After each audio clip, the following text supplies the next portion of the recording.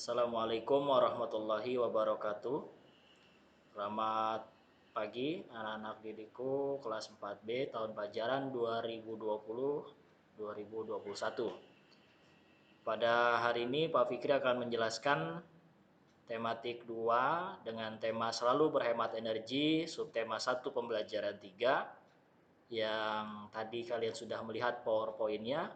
Pak Fikri akan menjelaskannya secara singkat. Ya, silakan disimak.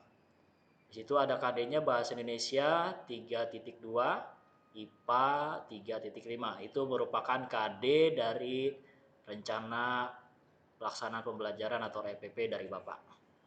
Oke, next. Di situ ada 4 poin ya. Baik, Pak Fikri jelaskan coba satu-satu. Kita semua sebagai manusia berhak untuk memanfaatkan energi yang ada di muka bumi ini. Namun kita juga wajib untuk menghematnya untuk masa depan. Karena energi yang ada di bumi ini bukan hanya untuk kita, tapi untuk yang masa yang akan datang juga. Ya, jadi maka dari itu kita jangan terlalu boros saat penggunaan energi, apapun itu energinya. Oke, langsung poin kedua, angin merupakan salah satu sumber energi selain energi matahari dan air yang telah kita pelajari pada pembelajaran sebelumnya. Ya, jadi pembelajaran 3 ini khusus kita membahas tentang energi angin. Angin mampu menggerakkan benda-benda yang ada di sekitarnya, apapun itu. Salah satunya pemanfaatan energi angin ialah untuk menggerakkan kincir angin. Ya, ini suka buat mainan itu. Ya, kincir angin berfungsi untuk menggerakkan turbin yang terdapat pada pembangkit listrik tenaga angin atau tenaga bayu. Nah, itu nama lainnya. Oke, next. Jadi di sini ada gambar dan juga video proses energi angin atau gerak menjadi energi listrik yang salah satunya dimanfaatkan oleh kehidupan manusia, bermanfaat untuk kehidupan kita. Silakan dilihat.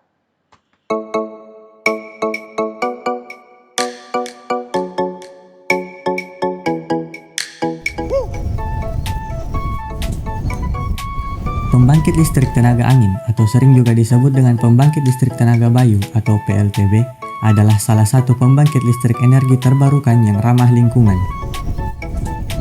PLTB memiliki efisiensi kerja yang baik jika dibandingkan dengan pembangkit listrik energi terbarukan lainnya. Cara kerja dari pembangkit listrik tenaga angin ini bekerja berkebalikan dengan kipas angin, bukan menggunakan listrik untuk menghasilkan listrik, namun menggunakan angin untuk menghasilkan listrik. Kemudian angin akan memutar sudut-sudut turbin, lalu diteruskan untuk memutar rotor pada generator, letaknya di bagian belakang turbin angin. Generator mengubah energi putar rotor menjadi energi listrik dengan prinsip hukum Faraday, yaitu bila terdapat penghantar di dalam suatu medan magnet, maka kedua ujung penghantar tersebut akan dihasilkan beda potensial. Ketika poros generator mulai berputar, maka akan terjadi perubahan fluks pada stator yang akhirnya dihasilkan tegangan dan arus listrik. Tegangan dan arus listrik yang dihasilkan inilah kemudian masuk ke transformator dan gardu untuk menaikkan tegangan arus listrik atau menyalurkan atau meneruskan tenaga listrik tegangan menengah ke konsumen tegangan rendah.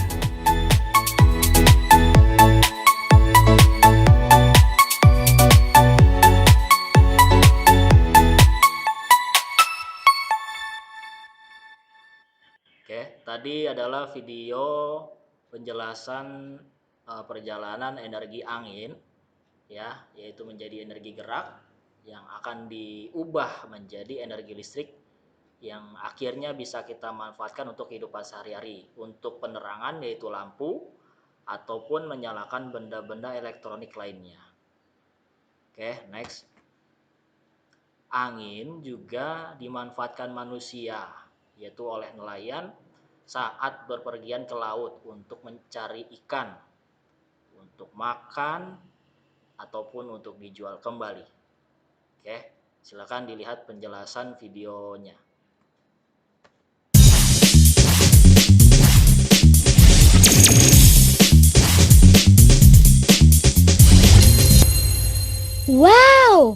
Akhirnya, aku tahu. Kapankah angin darat dan angin laut terjadi? Angin bertiup dari daerah yang bersuhu rendah ke daerah yang bersuhu tinggi. Pada malam hari, udara di atas daratan lebih dingin daripada udara di atas laut, sehingga udara dari laut bergerak ke atas dan diisi oleh udara dari darat. Oleh karena itu, angin darat terjadi pada malam hari. Angin darat ini dimanfaatkan oleh para nelayan untuk melaut. Itulah sebabnya para nelayan pergi melaut di malam hari. Dan pada siang hari, udara di atas daratan lebih panas daripada udara di atas laut, sehingga udara dari darat bergerak ke atas dan diisi oleh udara dari laut. Oleh karena itu, angin laut terjadi pada siang hari.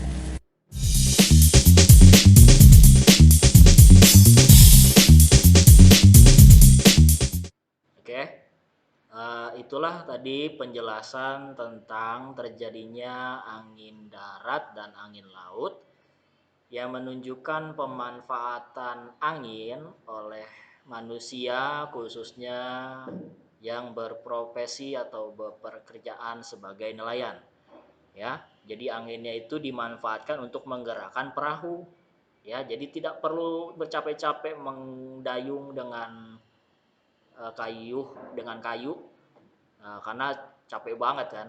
Maka dari itu mereka memanfaatkan energi angin untuk menggerakkan perahu, makanya dibukalah seperti layar ya, seperti itu. Oke, lanjut ya. Inilah adalah pengertian angin dan beberapa jenis angin yang perlu kalian ketahui. Angin ya merupakan sekumpulan udara yang bergerak karena adanya perbedaan tekanan udara ya, dari yang tekanan udaranya rendah ke tinggi ataupun sebaliknya seperti yang ada di penjelasan tadi, dan juga bisa terjadi karena adanya perputaran bumi atau yang biasa disebut rotasi bumi ya. Rotasi ini sering terjadi bukan hanya pada bumi tapi juga pada planet lainnya. Ada 8 planet ya. Pada pelajaran berikutnya akan dijelaskan.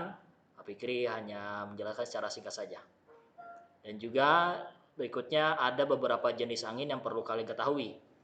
Angin darat dan angin laut yang tadi ada di video penjelasannya. Biasa terjadi di pesisir pantai. Angin lembah dan angin gunung itu biasanya ada di sekitaran pegunungan ya. Biasanya itu ada di penjelasan pembelajaran berikutnya. Dan juga angin muson. Angin muson ini Pak Fikri jelaskan secara singkat. Angin muson ini terjadi karena yang sering terjadi perubahan musim yang ada di Indonesia ya. Muson barat dan muson timur, karena Indonesia diapit oleh dua benua ya, benua Asia dan benua Australia. Makanya Indonesia hanya memiliki dua musim, musim penghujan dan musim kemarau. Oke, next. Ini adalah beberapa contoh penggunaan angin oleh manusia. Ada dua di situ ya. Yang pertama memberikan kesejukan. Ya, di situ terlihat ada bapak-bapak atau laki-laki dewasa sedang tidur dengan menggunakan kipas angin yang menghadap ke tubuhnya. Sedangkan dia memakai kaos singlet atau hanya dalamannya aja. Nah, di situ ada tulisannya bahaya, bisa menyebabkan maut. Nah, maksudnya apa?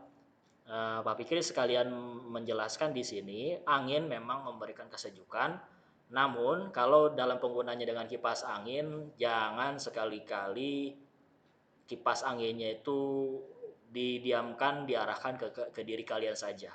Karena khawatir itu bisa menyebabkan penyakit yang akhirnya bisa merugikan diri sendiri. Yang kedua, menerbangkan pesawat. Di situ ada gambar pesawat walaupun hanya kartun, tapi di situ sudah cukup menjelaskan bahwa fungsi angin juga membantu menerbangkan pesawat. Nah, contoh sederhana seperti kalian membuat pesawat kertas ya. Untuk pesawat kertas bisa terbang saja pun